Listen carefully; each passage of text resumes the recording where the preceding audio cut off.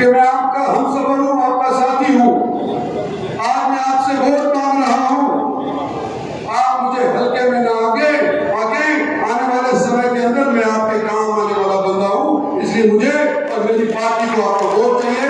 कृपया बटन दबाएं 25 तारीख को कमल के फूल का, और मुझे यहाँ से एक बार तो कम से कम जिता करके भेजें। जीत तो वैसे ही जाऊंगा, मैं गुड़गांव से जीत जाऊंगा, रेवाड़ी से जीत जाऊंगा, लेकिन मेवात वालों मेरे को अपने यहाँ से जिता करके भेजो, ये मेरी आपसे उम्मीद है। धन्यवाद। अगर राजनीतिक तौर के ऊपर देखा जाए तो 2009 से लेकर के अब तक मेवात में आकर के मैं अपने लिए वोट मांगता आया,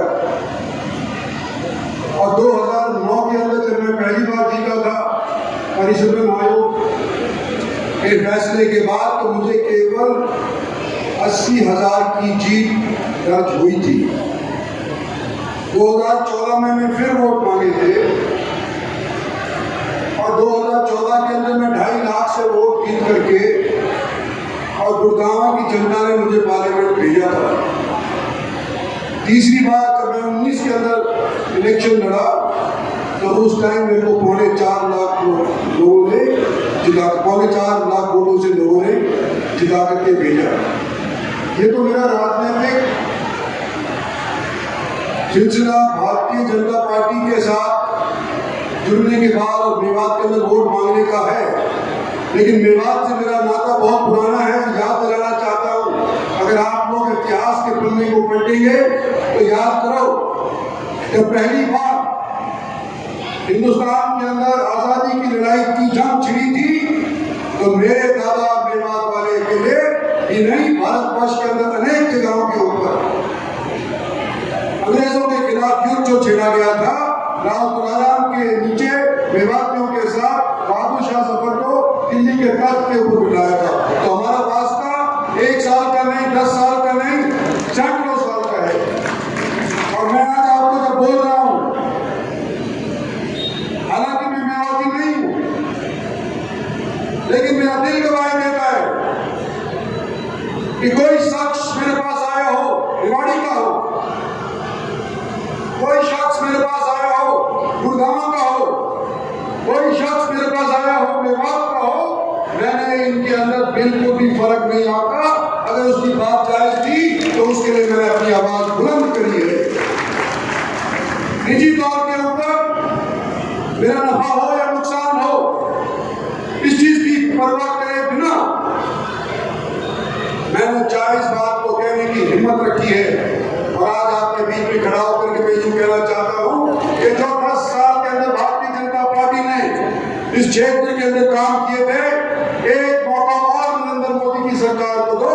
आने वाले 5 साल के अंदर, 10 साल के अंदर जो काम किए हैं वो आपके भुला दिए जाएंगे और नया कीर्तिमान स्थापित कर दिया जाएगा।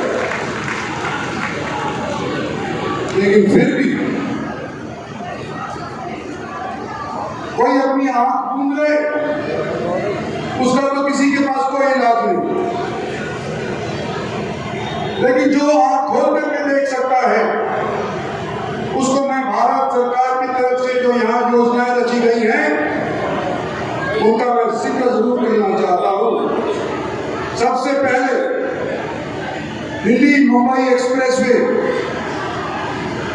जो मेवात को छूटा हुआ, सोना को छूटा हुआ जाता है, 1 लाख करोड़ रुपया भारत सरकार का इसके ऊपर खर्च हुआ है। जब करके ये बना 2 साल तक पूरा हो गया है और मुंबई तक जाने की थोड़ी सी कसरत आई है।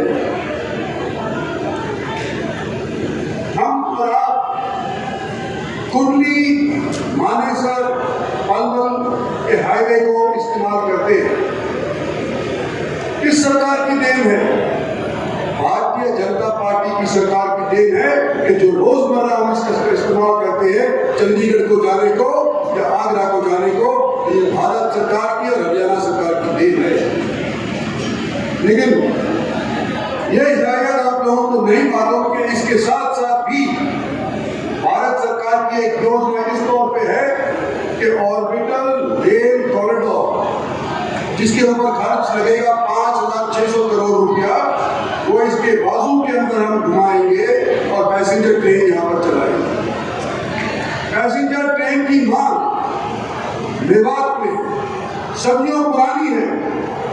ऑर्बिटल रेल कॉरिडोर के माध्यम से पैसेंजर ट्रेन कम से कम काउलू के हिलके के अंदर तो चल जाएगी और आने वाले समय के अंदर इंशाअल्लाह हम मेवात के अंदर भी ये ट्रेन चला कर दिखाएंगे।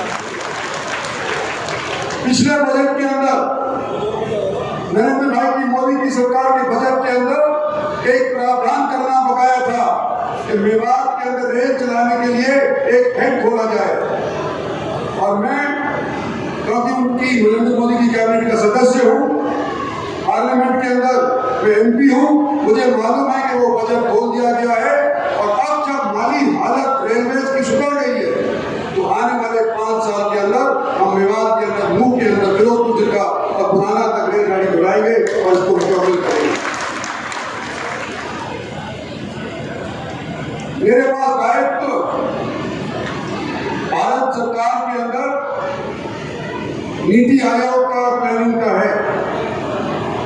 जो योजनाएं बनती है देश के अंदर, जो योजनाएं बनती है हरियाणा के अंदर, उसके अंदर मेरा भी योगदान होता है। और यहाँ का क्योंकि मैं नुमाइंदा था, मैं आपको बताना चाहता हूँ कि आपके जिले को एस्पिरेशनल डिस्ट्रिक्ट के अंदर नीति आयोग की तरफ से यूं रखा गया कि बाकी जिलों के बराबर जिले को भी आका जाए, इसको पिछड़ा जिला कहना बंद करा जाए। इसके अंदर एस्पिरेशनल डिस्ट्रिक्ट विभाग को भी हमने ऐलानिया सिद्ध करके दिखाया है। 4 लेन की मांग कई दिनों से लंबित है। मैं आज आपको कहना चाहता हूं कि ये मंजूर हो चुकी है और थोड़े ही दिन के अंदर जब आचार संहिता हट जाएगी, इसके ऊपर काम शुरू हो जाएगा। कहने को तो बहुत चीजें हैं, लेकिन सीधी बात करने की केवल एक है कि मैं आपका हमसफर हूं, आपका साथी हूं। आज मैं आपसे वोट मांग रहा हूं, आप मुझे हल्के में ना आने वाले समय के अंदर मैं आपके काम आने वाला बंदा हूं। इसलिए मुझे और मेरी पार्टी को आपको वोट चाहिए। कृपया बटन दबाएं 25 तारीख को कमल के फूल का, और मुझे यहाँ से एक बार तो कम से कम जिता करके भेजें। जीत तो वैसे ही जाऊंगा, मैं गुड़गांव से जीत जाऊंगा, रेवाड़ी से जीत जाऊंगा, लेकिन मेवात वालों मेरे को अपने यहाँ से जिता करके भेजो, ये मेरी आपसे उम्मीद है। धन्यवाद।